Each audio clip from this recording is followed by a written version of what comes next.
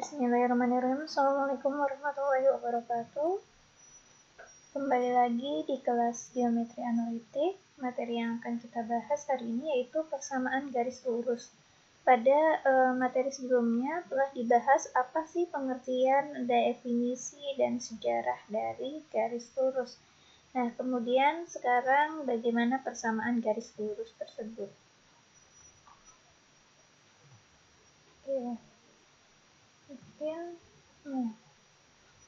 Jadi di sini dapat dari gambar diketahui bahwa garis L yang miring melalui titik asal 0,0 melalui titik asal dan titik P, katakanlah X1 Y1. Nah, yang ditanya bagaimana menentukan persamaan garis lurus dengan kondisi tersebut. Nah, kalau yang kemarin sebelumnya kan persamaan garis lurusnya enak ya. Bagaimana yang sejajar sumbu X, bagaimana yang sejajar sumbu Y. Nah, kalau sekarang kondisinya adalah garisnya itu tidak sejajar sumbu X maupun sumbu Y, dan garisnya ini kondisinya adalah melewati titik 0,0. Nah, mungkin kalau untuk rumusnya mungkin sudah pernah ya dipelajari pada saat sekolah, namun di sini lebih lanjut dipelajari kenapa sih harus menggunakan rumus itu ya. Jadi untuk menentukannya kita mencari sifat-sifat yang dimiliki oleh semua titik pada garis L tersebut. Nah, tadi ini kan sebelumnya polos ya, kemudian kita ambil titik bantu, katakanlah T, di mana proyeksinya terhadap sumbu X adalah R. Kemudian dari P ke Q kita katakan Y1, dari T ke R kita katakan sebagai Y2, di mana besaran sudutnya adalah alfa.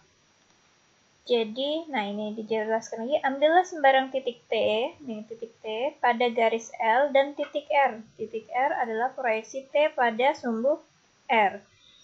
Jika dimisalkan T-nya itu adalah X2Y2, dan R, berarti kan R ini, karena ini berarti X2,0 gitu.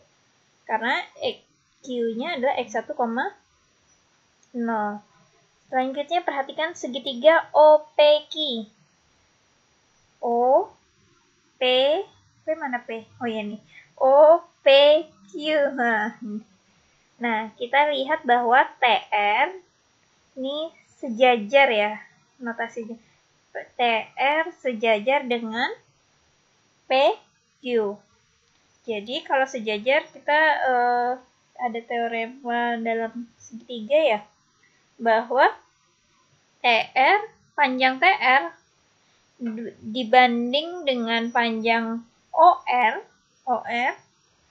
akan sama dengan panjang dari PQ berbanding dengan OQ.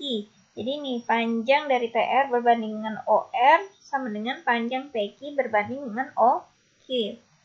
Nah, panjang TR itu apa? Panjang TR kan Y2, panjang OR dari ini ke tadi kan X2,0 ya, berarti panjangnya adalah X2 sama dengan PQ panjangnya adalah Y1 dibanding OQ. Q-nya kan X1. Nah, kalau Y2 berbanding X2 atau Y2 dibagi X2 ini bisa kita tulis dalam bentuk pecahan. Jadi Y2 per X2 sama dengan Y1 per X1. Apabila alfa, nah ini alfa, merupakan sudut yang dibentuk dengan garis dengan sumbu X arah positif, maka Y2 per X2 sama dengan Y1 per X1 sama dengan tan alfa. Ingat tan desa, berarti depan dibagi samping. Depannya ini kan kalau yang segitiga yang pertama depannya Y2 sampingnya X2. Bagaimana kalau segitiga yang besar? Tan desa, depannya Y1, sampingnya adalah X1. Jadi Y2 per X2, Y1 per X1 itu sama dengan tan alfa, di mana tan itu adalah desa, depan dibagi samping. Nah, tampak bahwa perbandingan ordinat dan absis setiap titik pada garis L adalah tan alfa. Jadi, apapun garisnya yang diambil akan membentuk tan alfa. Apabila titik X, Y terletak pada garis L, maka diperoleh Y per X. Jadi secara umum, tadi kan Y1, X1, Y2, X2. Nah, secara umum, Y per X itu merupakan tan alfa.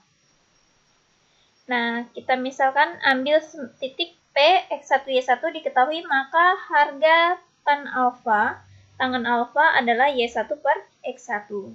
Sehingga dapat diperoleh kan tadi nih, Y per X itu sama dengan tan alfa ya. Jadi Y per X itu sama dengan Y1 per X1. Nah, ini kan kita bisa kali silang ke sebelah. Jadi Y sama dengan Y1 per X1 kali X. Nah, secara umum, persamaan garis lurus yang melalui titik asal 0,0 dan titik P, X1, Y1 adalah Y sama dengan Y1 per X1 dikali dengan X. Di mana alfa adalah sudut yang dibentuk oleh garis L dan sumbu X, arah positif.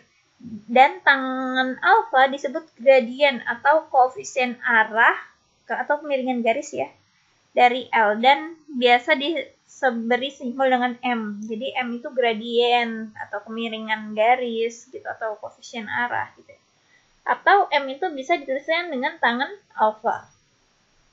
Sehingga persamaan garis lurus yang melalui titik asal 0,0 dengan gradien M secara matematis dapat ditulis sebagai Y sama dengan MX, di mana M itu adalah gradiennya, gradien garis atau kemiringan garis. Nah, ini contohnya, tentukan persamaan garis lurus yang melalui titik pusat 0,0 dan titik P min 2,5. Jadi kan min 2, 1, min 1, min 2, terus ke atasnya tuh 2, 3, 4, 5. Kemudian kita ambil titik, berarti titik P di sini adalah min 2,5. Kemudian, setelah menentukan persamaannya, tentukan pula gradien atau kemiringan garis dari garis lurus tersebut. Garis lurus yang dimaksud pada gambar, jadi udah digambarkan nih persamaan garis lurusnya melalui P min 2,5. Berarti ini sebagai X1 sebagai Y1. Masukin ini rumusnya. Y1-nya berapa? 5, X1-nya min 2. Jadi ini min 5 per 2 atau dalam bentuk pecahan campuran 5 dibagi 2 kan 2 sisa 1. Jadi dapat ditulis Y sama dengan min 2 1 per 2 X. Di mana gradien garis G adalah M. M-nya mana? Kan Y sama dengan MX ya. Berarti yang di depan X ini semuanya adalah M atau gradiennya. Bisa kita tulis min 5 per 2 atau min 2 1 per 2 atau 2,5 ya. Dan ini merupakan tangen dari alfa. Oke. Selanjutnya, latihan. Nah, kan kurang lebih sama ya. Hanya saja di sini tentukan persamaan garis lurus yang melalui titik 0,0 dan titik P, katakanlah di mana memiliki koordinat 3, min 4, di mana 3-nya adalah ordinat dan Y-nya atau absisnya adalah min 4. Setelah itu tentukan pula gradien dari garis lurus tersebut. Oke, selamat latihan. Jawabannya boleh disubmit pada Google Classroom. Sekian materi hari ini. Saya mohon maaf apabila penjelasannya kurang dimengerti. Nanti kalau ada pertanyaan boleh ditanya di grup WhatsApp atau Google Classroom. Sekian. Assalamualaikum warahmatullahi wabarakatuh.